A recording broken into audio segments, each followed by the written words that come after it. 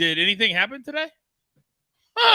What's good, everybody? Welcome into the Early Wedge, your weekly golf betting brand of record underneath the Early Edge umbrella. We can't thank you enough every single week for you finding us live at 3 p.m. Eastern every single Tuesday. Now, today, we're going to do things just a little bit differently than we normally do. We'll get to all the picks. We'll get to all the betting. We'll get to all of that. But as many of you know, if you watched the morning show today, breaking news as we were live on the air, and I almost thought that it was a joke. I really, really did. But alas, it is not. Before I make that announcement, let's bring in the stars of the show because I could not ask for two better people to discuss this than the ones we have every single week. The Counselor of Cash, Nejad, of course, Patrick McDonald. And the announcement was this, that there will be a merger, gentlemen, between the PGA Tour, the DP World Tour, and Live Golf. There is so much to unpack. Full transparency, most people know I do work for the PGA Tour. Let's get that out of the way first. But, Patrick, let me come to you. You're an incredible writer for sports.com. Give us kind of the details, the nuts and bolts of what this means. Yeah, I'll just hit at the bullets. There's a lot to digest here, and there's still a lot that we still don't know. I don't think a lot of people want to admit that. They want to get the takes out of the way, be the first to say something clever online, but we still are kind of in the wait-and-see period to see what this merger exactly means. But from a high level, Live, DP World Tour, and the PGA Tour entered a new commercial entity for profit that's going to be funded heavily by Live to start. So it's a huge influx of cash for the PGA Tour. The PGA Tour itself is still going to remain a tax-exempt organization. And the key point here is the litigation, the back and forth in the courtroom, which I'm sure Sia will touch on. That's going to be put to an end. And this really came out of the blue for most of these guys. I know some tour officials weren't privy to it. I know the PGA Tour players definitely were not made aware of this as well. And you kind of have to wonder if something's going on in the courtroom. I know they're in discovery at the moment. The DOJ is investigating the PGA Tour. And there's just many questions to be had. What will these events look like between Live Golf and the PGA Tour? Will there be more team golf where the PGA Tour is going to have to travel more internationally, which we've discussed on this show before? That could be, big for a nation like Australia, where the Live Golf event was so successful. So big day, monumental day. Some would even say historic day, but there's still a lot that we need to know. And I know Sia is itching to talk about the legal ramifications as well. All right. So thank you for the details. Sia, I mean, I tell you what, this morning you gave a great take, and you were literally listening to the news as I read it live onto the show. You've had a few hours now to digest what this all means from a legal standpoint, and from your brilliant golf mind. What do you make of this? Well, first of all, forgive me if you hear some drilling in the background. That is not going on right now, fortunately. But I'll tell you what, I mean, from a legal standpoint, this is something I actually anticipated. I said it on a show, I believe it was on The First Cut, like over a year ago, where the discovery process can be so damaging, not just to the PGA Tour, by the way, but to Live. Don't forget, they actually lost a motion that was going to expand discovery as it pertained to the Saudi Public Investment Fund, those that manage that. So there was damaging litigation that was going to happen on both sides before we even got to court and before we even got to a ruling. So to me, the timing of it is always going to be curious, but it definitely makes sense that this came to some sort of resolution, which again, I think should have been at least somewhat anticipated, maybe not this soon, but protracted litigation over probably a decade was just not going to be beneficial to either of these two tours. So I'm not honestly incredibly surprised. I think ultimately this probably is good for the PGA Tour and of course some of those Live players. And obviously there's going to be some fallout to talk about. A ton of fallout to talk about. But at the end of the day, I think this is going to be a unified tour. And frankly, I think in a couple years, we're going to kind of forget who is sort of at the top of this ecosystem, and we're just going to be watching golf. And I don't even think it's going to take a couple of years, to be honest with you. Two things happened to me today in the social media sphere, but I also know Twitter's not real, so I don't even care about it. But I got crushed. Coach, you crushed Live. And I put out a tweet, and I said, this announcement, it excites me. But you're a hypocrite. You said, here's what I said about Live. I said I had no issues where the money came from. I had issues with how they went about it. I had issues with players not being honest about why they were going to Live. That's all the issue I had. I've been to Saudi Arabia. WWE's been to Saudi Arabia. That's not my issue. My issue is with how they went about it.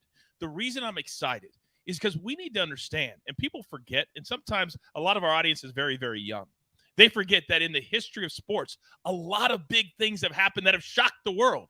But when you look at the top players, and ultimately this comes down to what, gentlemen? It comes down to money. And the players want to be compensated like other superstars in other sports. LeBron's going to make $50 million next year. Giannis is in the same category. Aaron Rodgers, Patrick Mahomes, $50 million quarterbacks. Well, the top players on the PGA Tour want to be compensated accordingly.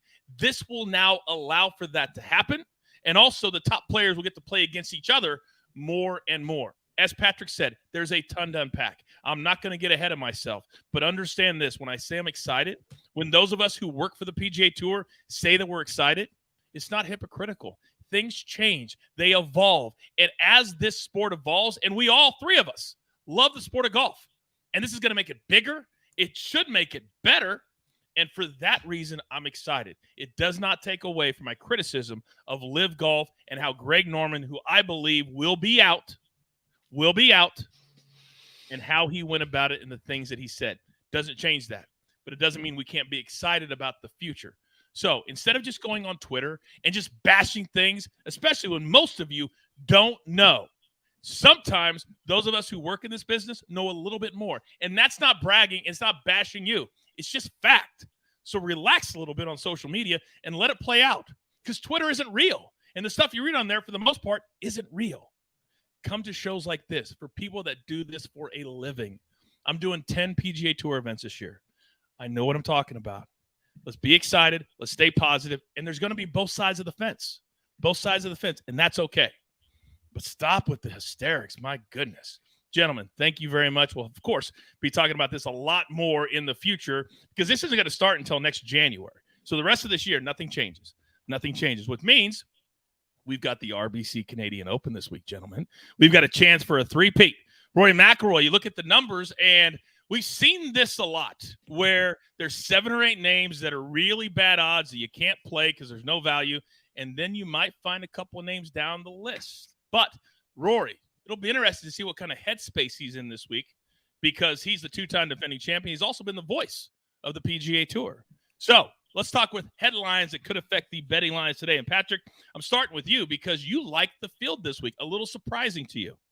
Yeah, very surprised with the quality of the field. We think about the week before a major championship. Not normally will these guys play their way into it, but a lot of the top names are. You think Matt Fitzpatrick, he finished T10 in this event last year, parlayed that into a U.S. Open victory. Rory McIlroy, like you said, Coach, 2-time defending champions. If he wins this year, he'll be 3-time defending, spanning across 3 different golf courses across 5 years. So quite a trip for the Canadian Open. And he's a guy I'm particularly keen on looking into. He has 4 straight top 10 finishes at the U.S. Open, but as we saw at Memorial there on Sunday, the wedge play was quite poor. He had a case of the lefts with those short irons, and that's not going to stack up to the test at LACC. Terrell Hatton's another name to look at. Sam Burns. All these guys playing their way into major championships, which I do like in some cases. I like Rory McIlroy kind of playing through the troubles he has with his swing. And as for the other guys, it looks like Matt Fitzpatrick is finding his form again after that win at the Heritage in a top 10 last week at Memorial. So he could be fancied for this week and potentially next as well. Very, very interesting. Now, Sia, we might have gotten a break because I found it very, very hard to handicap this week, but we're at a brand new venue, which could mean there is no advantage for the more experienced players. Your thoughts? So, there's going to be an advantage just from a talent standpoint, but I actually agree with you. I think when you go down the board, knowing that this is a new course and we have expectations, but we're not as certain about the expectations as we would be with a course that has been played for 5, 10, 15, 20 years. I think there's room, especially with the guys at the top, where there's a lot of unknown. You bring up Rory McIlroy at plus 500. Of course, nobody's going to be betting that. But then even when you get to that second tier, none of these guys are necessarily dominant golfers. So I think there's room for that sort of middle-ish tier, and I'll classify middle as like 18 to 35, 40 to 1. But even that tier below that, 50 to 70 to 81, I think there's at least a couple of guys that are live, maybe not as outright, but certainly maybe more heavily considered in the top 20 and top 40 market. So while there's a lot of unknown, I also think with that unknown meets opportunity. All right. Very, very good. Though I tell you, you got to pay attention. I would also encourage a lot of you to kind of scale back a little bit. There is a PGA Tour players meeting today at 4 p.m. Eastern time. So in about 50 minutes, and these are human beings. Their ecosystem just got completely thrown off. there could be players that don't even know how to handle it this week. So be very, very careful on what we decide to do. All right, let's get into it. And we do everything here at the Early Wedge, including fantasy. It's very, very important. And my two guys are the absolute two of the very best. So I need three that we like the number, Counselor, and then one fade, perhaps. Talk to me. Yeah, we'll start with Justin Rose. I really like him in this tournament. I've been on Justin Rose for quite some time. I think 9,700 is a very fair price because I think he's absolutely live to win this tournament. Spoiler alert. 9,700, very reasonable. He'll probably be a little popular, but again, I like him, especially how the approach game has trended. And we know Justin Rose has been good across all strokes gain metrics. That's really important on a course that is a relative unknown. Eric Cole, another guy, finishing positions have been pristine. He has been very good. We were talking before the show about how much he's played, which I think you could factor that in as a potential problem, but I really like him at 7,900 from an upside standpoint. Speaking of upside, Ben Martin at 7,300. All he does is just play well for the most part. And I really like what I'm seeing with the weighted tee to green, the approach metrics, short game, everything for a $7,300 golfer is really measuring out well for him. And then Rory, I'm going to fade at 11.5. I don't really know where his state of mind is right now, frankly, but he would have been a fade for me anyway, because his wedge game in particular hasn't been great. And you're going to need to be good with the wedges here. Now, Rory, of course, could turn it on at any given moment, but at 11.5, I'm not willing to find out. I'm so glad you made that point, because he bogeyed the two par fives on the front side on Sunday, which really derailed his final round when he was tied for lead going into it. And he had wedges. He had wedges into those greens and just airmailed off. Very important comment there by C and Nejad. By the way, Snake, you don't have to block all those people saying I'm a fraud or saying, oh, coach is back, using the backstroke. It's just people that don't understand, but yet they come here to hear what we have to say. Interesting, right? In media, when you're asked a question, you give an answer. I don't have the luxury of all you at home to pick and choose what I do. We're here every single day, and I answer the questions. You can call me a fraud if you want, but I know what I'm talking about, period. And I will stand by that today. All right, Patrick, let me come to you because I see three names. One of them I absolutely love this week. Talk to me. Yeah, you know who's not a fraud is Andrew Putnam, who came through for us last week. Nice little 6,500, I think, at the Memorial. Had a chance to win down the stretch. Played some really good golf. Hopefully, we find another diamond in the rough. And I'm going to kick it off with Lee Hodges, 7,500. T12 at Jack's Place. He's gained off the tee in his last 5 starts. He's averaging 5 strokes gained on approach his last 2 starts as well. And so this is a guy from the University of Alabama. We've seen him in contention his rookie year last year, slowly getting back into that form. So I love him and his iron play at 7,500. And I'd be remiss not to pick one Canadian, right? The Canadian Open. This means a ton to these guys. And Mackenzie Hughes is going to be my vice this week at 7,400. He has some missed cuts, but he gained 4 strokes on approach last week in only 2 rounds. He has 4 straight top 35 finishes in the Canadian Open, so he gets up for this challenge a lot. I like what he can do with wedge play. Like Sia said, you're probably going to get a hefty dose of wedges this week. It's par 72, only roughly around 7,200 yards, so not too long on the scorecard. Then I'm going to go with Garrett Higo, 7,100. 26 in strokes gained, tee to green, 6 off the tee over the last 3 months, T30 there at Memorial. The iron play has been somewhat sketchy, but we know this guy's upside. And if he can find himself in the fairway enough, I have a bit of trust with him at 7,100 to hit his irons close enough. He's a good putter as well. And Sam Burns, look, I actually kind of liked the top of this price DraftKings wise this week, and I had trouble fading someone, so I went with Sam Burns. He's just a bit volatile. This is a great kind of Sam Burns tournament when you look at it. He tends to win these kind of good-ish normal events, but not the designated events. But he has a sporadic streak in him, and so that's why I'm avoiding him at 10.5. He also has a really good history of when he's playing sporadic, as you say, then winning the next week. Players last year, he couldn't even hit it straight at all. He's like, I was lost. Brings his coach in, wins the Valspar the very next week. It's kind of the player that he is. I would rather win and miss cuts than be consistent and just make cuts. I'd rather win. Absolutely. All right. Now, great job for DFS. Now, as many of you know, got to pay these very good gentlemen that are on the crew. Here's a word from one of our incredible partners.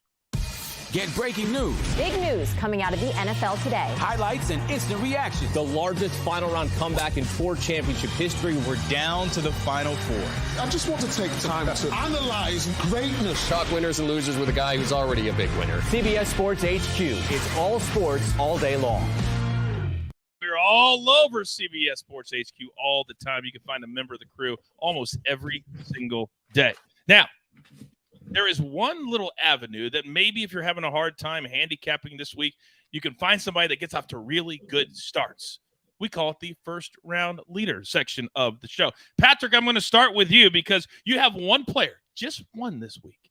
And he's in the midst of, if he makes it and ends up playing in the U.S. Open, it'll be 11 straight weeks that he will play on the PGA Tour. When asking said player, they said, are you going to be tired?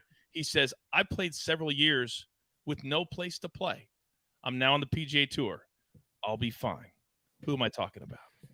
Eric Cole, 66-1 to be your first round leader. And let's remember, he was the leader after day one at the PGA Championship. Don't let the fact that he only finished 15 holes get in the way of that statement. After Thursday was over, Eric Cole was leading the golf tournament.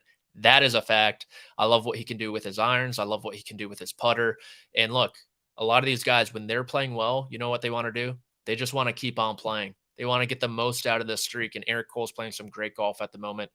So I love him to get off to a fast start after just qualifying for the U.S. Open on golf's longest day yesterday. I think he carries the momentum up to Canada and cashes the first-round lead.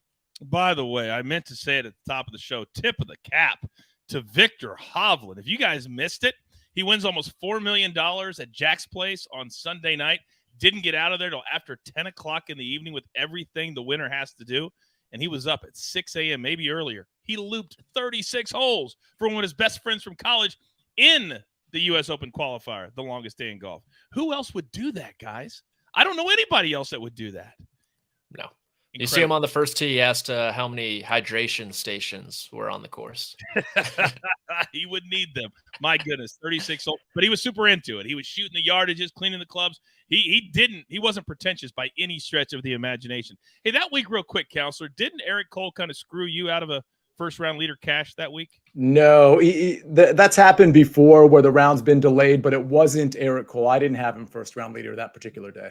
Oh, and I said I thought you had somebody else, and then but I could be mistaken. We do this every I had somebody that was in contention, but ended up falling a stroke back of whatever the top number was on Thursday. Yeah, I think it was Adam Scott, but yeah, that was a few weeks ago. All right, Sia, you have 5, and when we have multiple, don't bet a full unit on every single one. Educate them, please. Yeah, maybe not even a half a unit. I know Rebecca she's in the chat now, but was in the chat a few weeks ago saying she does a quarter of a unit that she spreads across the first round leader plays, which I think is fine too. Listen, and by the way, that's one of those things where you hit it and you regret it, but like over the long haul, you probably want to have, a lower amount on these first round leader plays because of the variance. But Justin Rose, not much variance here at plus 3,500. Really like the number. Again, the approach numbers, the weighted approach numbers, they're just getting better and better for Justin Rose. He is a guy that can spike in first rounds. And honestly, he has the complete game to compete on a brand new course to a lot of people. Tommy Fleetwood, another guy, he slipped a bit at the Charles Schwab Challenge, but prior to that was excellent. Weighted off the tee, weighted approach, weighted tee to green, grades out really well there. I think 3,500 in this field is very appropriate for Tommy Fleetwood as far as a first-round leader. Eric Cole, we already talked about him. We mentioned synergy earlier. I should say the chat mentioned synergy earlier. We certainly have synergy there. Ben Martin at 75-1, a super long shot, but when you look at his metrics, whether it's weighted tee to green or the wedge play in particular, he really grades out pretty well there. So I think he can spike for 18 holes and maybe grab a first-round lead at 75-1. And then finally, Carson Young. I'm really surprised at myself that I didn't have him as one of my 3 DFS plays. He would have been like sort of the last man in or the last one cut. I like him at 75-1. The metrics continue to pop, and he's just not getting the respect in the betting or the DFS market. So I'm happy to sprinkle another shot on Carson Young at 75-1. This dude can play. Yeah. He can flat out play. Oh, now both of the C Youngs are in the field this week. So do not get it twisted because most places, PGA Tour Live, CBS Sports, they just go C Young. There's 2 in the field this week. There's 2. All right. Now, you guys know if you watch the show every single week that I tell you this all the time. Your bread and butter, where most of your money should be spent, right here. head-to-head matchups. It's not sexy, and it's not super, super, super exciting, but damn, is it fun? And you only got to beat one person. So head-to-head matchups. Patrick McDonald, start us off. I don't know about you, Coach, but I had a lot of fun and excitement last Sunday, cashing not one, but two showdowns. I believe Mr. Nejad got involved as well. But I don't know. Interesting. I'll kick it off, though. I'll kick it off with Lee Hodges, minus 120, over the Englishman, Harry Hall. And Lee Hodges, like I said during a DFS segment, playing some great golf. Harry Hall has been super reliant on his short game. We just saw him there contend at Colonial. But I think Hodges' ball striking will carry the day. On a golf course that we are not too familiar with, I want to rely on those sticky stats a bit more. In this one, Cameron Young, minus 118 over Justin Rose. Young's coming off 2 missed cuts in a row. I believe we're getting a nice buy low opportunity on him. Over the long term, he's just a much better player than Rose. Last 3 months, he's second tee to green, second off the tee, 9th in approach. I believe he can get the putter rolling. We've seen him contend at Birdie Fest before, really any type of condition. So I'm going to look longer term in this matchup. I know Rose is playing some great golf. I really can't say anything bad about him. I just think Young is a better player. And then Adrian Moronk, even money over Keith Mitchell. I really do like this one. Moronk's 2 times a winner on the DP World Tour this season, a potential Ryder Cupper as well. And he's coming off, the last 3 months where he's 20th tee to green, 15th strokes gained putting. I don't know what more you can want from this guy. Meanwhile, Mitchell is outside the top 90 in approach, outside the top 100 strokes gained around the green. Over that span, you're getting even money on a better player. So give me Moronk in this one.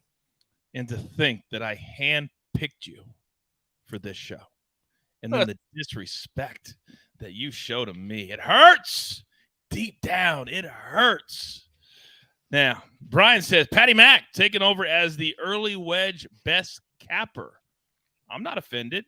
See, are you offended? Not at all. I think Patrick is excellent. But is he better than you? I mean, I don't like to compare and contrast. I have been pretty hot, but listen, Patrick's great. So I abstain from a vote here. All right, talk to me. What do you like this week, See ya?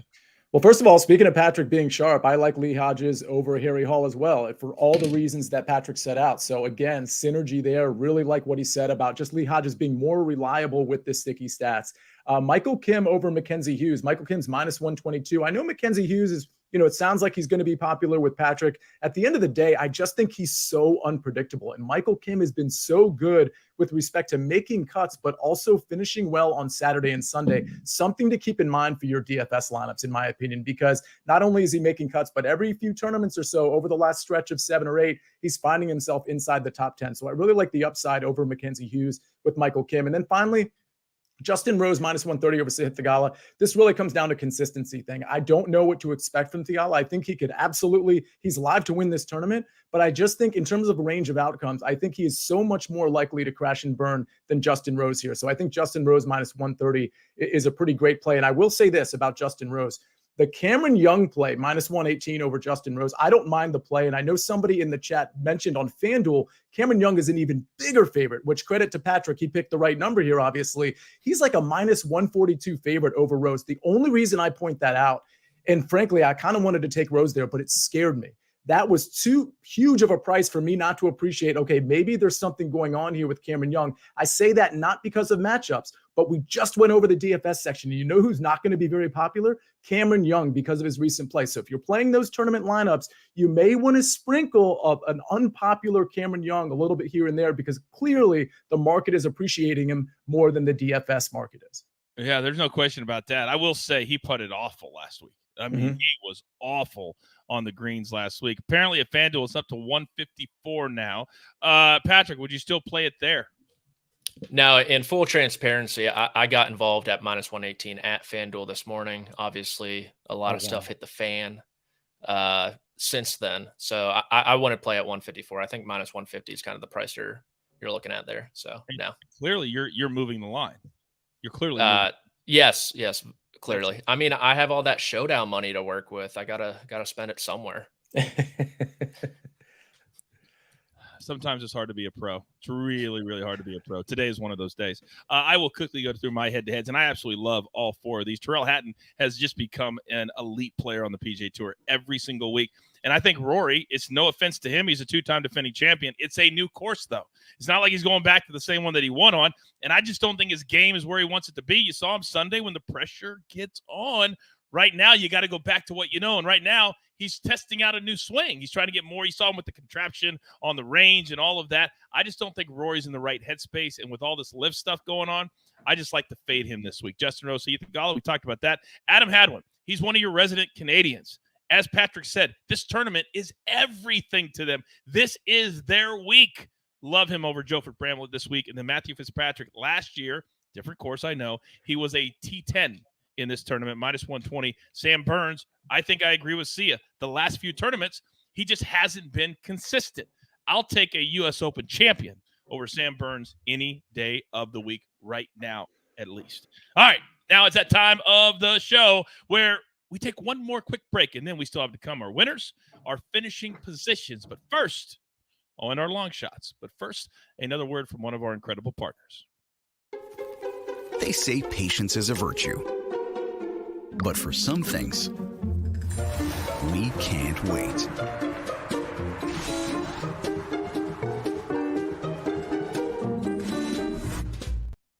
To say that I have not had a break when it comes to this show the last few weeks would be an understatement.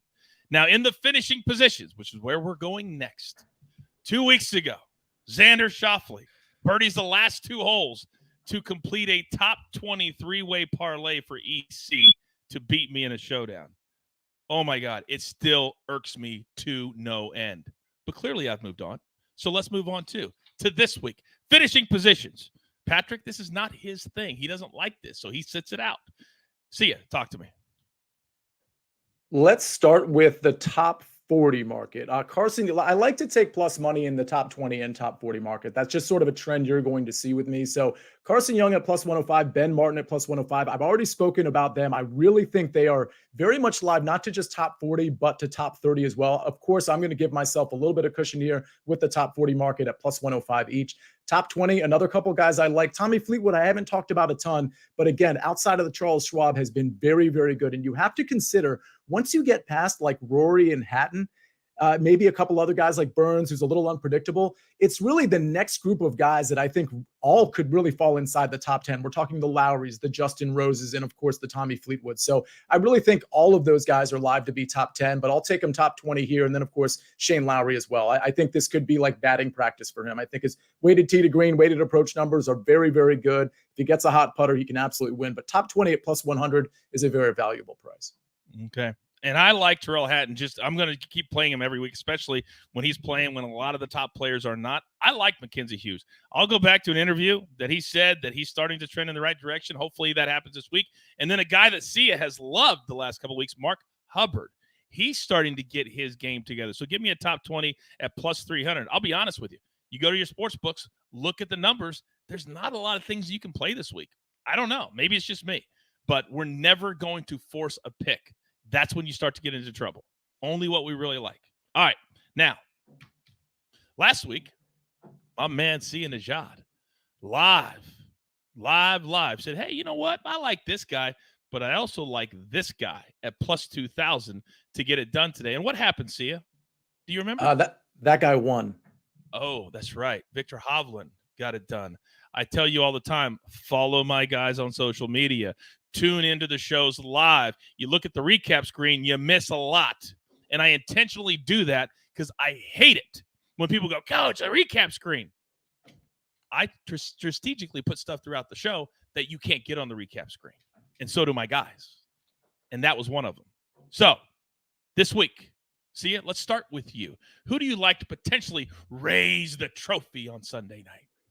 A few guys that I've talked about. Let's start with Justin Rose at plus 1,800. Again, I think he's live to win this tournament. And then we have Shane Lowry at plus 2,000, another familiar name. The name that's not familiar is Michael Kim at plus 6,000. I did mention him earlier in the show, but again, I really like what I'm seeing from him on Saturdays and Sundays. Is he live to maybe even miss the cut? Yeah, but I think he's live if he makes the cut in this field to really do some damage and pick up a signature win, especially if some of the guys at the top topple or are distracted. There is some room for longer plays here, and you'll see in the long shot section, I have a couple guys that are very long, but I like these three, and I'm just not going to take Rory at a short number, and I'm not comfortable with Hatton's number as short as it is either.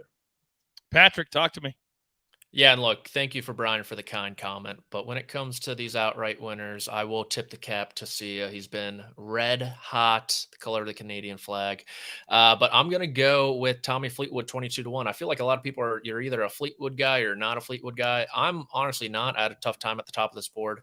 But he's 6 tee to green over the last 3 months, top 21 in each tee to green metric, and he's top 50 putting. So really well-rounded.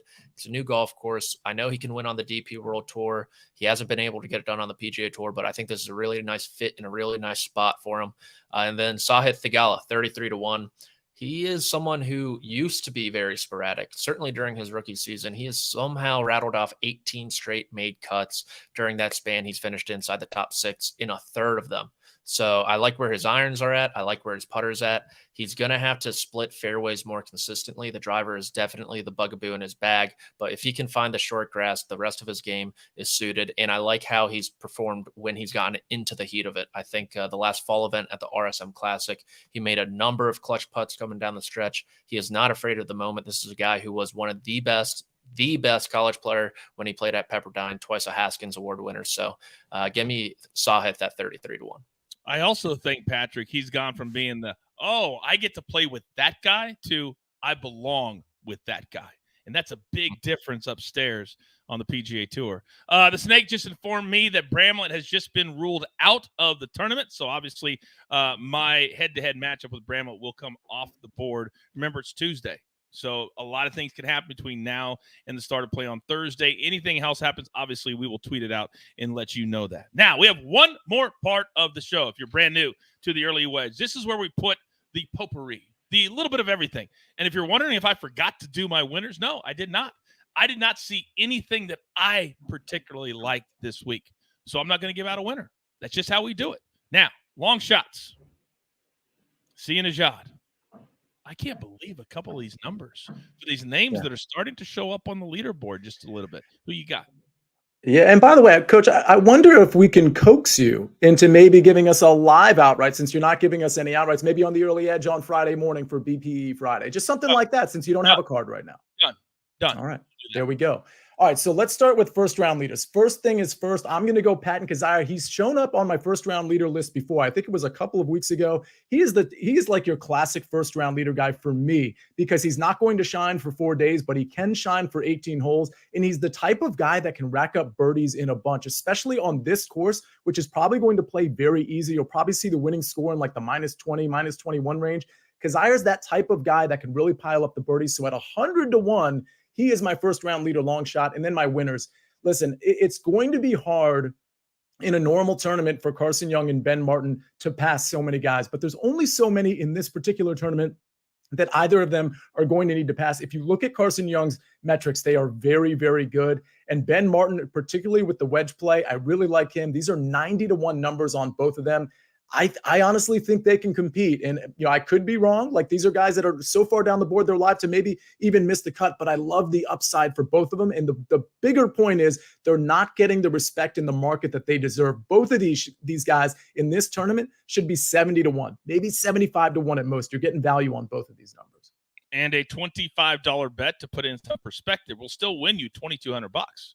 So you don't have to bet a lot to win a really good chunk of change. Patrick, why do you like Adrian Meronk so much to win potentially?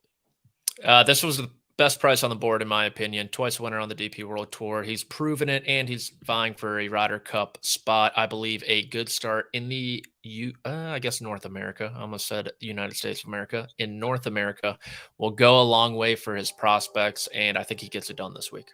Okay. And the train agrees. The train agrees. Real quick to educate, because I know I had some questions last week when Colin Morikawa pulled out right before his final round. And Zach says, hey, Coach, if we've already put it in, will we get it refunded? As long as the bet doesn't start. then you'll get it refunded if a player withdraws. So Colin Morikawa, I had him in a head-to-head on Sunday. I got it refunded because he never started his round. If he would have had back spasms on hole 3, I'm screwed. That's how it works. A tournament matchup, if the player starts the tournament, the bet is live. You do not get it refunded no matter how many holes they play. So just so you know, as long as the bet doesn't start, you should be good. All right. You guys know, at the end of every one of our shows, I like to ask my guys, what's the number one most important thing they're looking at for this week? You can use it for this week or use it into the future because this is a 12-month-a-year thing. So, Patrick, what it is for you this week? I'm looking at which big names can kind of flush out the noise and just stick to golf. We saw someone like Matt Fitzpatrick today skip his media obligations. He just doesn't want to talk about it. He wants to focus on golf. He's someone who's been very anti-live throughout this whole thing. So that's the big thing for me. I see a lot of people in the chat saying, maybe we play some miscuts on someone like a Rory McIlroy, someone whose head might not be in the game. I really don't mind that strategy. But at the end of the day, these guys are professionals. They know how to kind of silence all the noise and stick to golf. And I'm wondering who's going to be kind of the consummate professional this week. Yeah, we've got the U.S. Open right on the other side of this thing. See ya. Talk to me. Yeah, speaking of being professional, I do want to correct something somebody pointed out in the chat. And this is just an oversight by me because I'm always checking FanDuel and DraftKings. But the top 40 numbers on the two top 40s that I had, which were Carson Young and who was it? Carson Young and Ben Martin, of course, which are plus 105 over at DraftKings. They're actually plus 140 and plus 150 over at FanDuel. So forgive me for giving you the worst number. Those numbers are plus 140 and plus 150 respectively. So go search that. And somebody also asked about the head-to-head matchups. Those were on DraftKings and FanDuel. That's where our numbers typically come from for matchups. What I'm looking forward to is golf. Like, listen, we can put all this stuff aside for a second. I know we all want to get wrapped up in the rhetoric and the vitriol and how come this happened? How come they didn't inform these people? I just want to watch golf. And honestly, I think you should just want to watch golf too. That doesn't mean you shouldn't be distracted by some of this stuff. But on Thursday morning, I'm going to be watching for these bets. I'm going to be watching my DFS lineups because I like watching golf and I like betting on golf. And I hope you do too. And I will echo those sentiments. And I like how passionate you are about it. That's why I sent out the tweet today that I'm excited. Did you not like the PGA Championship with Brooks Koepka and all those guys playing together? That's never been the issue. It's been about how they went about it. Not that they weren't good players. And now Brooks is healthy. You don't want to see him back playing with Rory and Rahm and Scheffler. I do. So it's not going to take long for all of this. This blood. It's going to stop. Sports is the great equalizer, and we all know it. And you can be on either side of the fence, but the bottom line is this. We saw it at the PGA Championship. We saw it at the Masters. And when all these players come together, there's very few that really do not like each other. A lot of it was made by the media because a lot of media members like clicks. We don't do clicks here. We give you our honest opinions and we move it on down the road. So I'm excited to see what the rest of this season looks like, what players step up, because now we're into June, which means we're just over 2 months away from the FedEx Cup playoffs. It will be here in no time. Thank you all for taking the time in the middle of a Tuesday to tune in for us. We certainly appreciate it. And we also appreciate the trust in our opinions in the world of golf. It means the world to us. So with all that being said, there's only one thing left to do. And I believe you all know what that is. You've got your marching orders. Let's take all of these early wedge tickets straight to the pay window. For my entire crew, Lobo, Patrick McDonald, Mr. Amateur Status on the Twitter. The counselor of Cass, Nejad on the Twitter. Don't forget about the snake, doing all the hard work, making this show flow, making it sing. I am simply the coach, trying to keep the train on said track. We grind, and today was a grind. I can promise you that. We grind for you so we can win with you.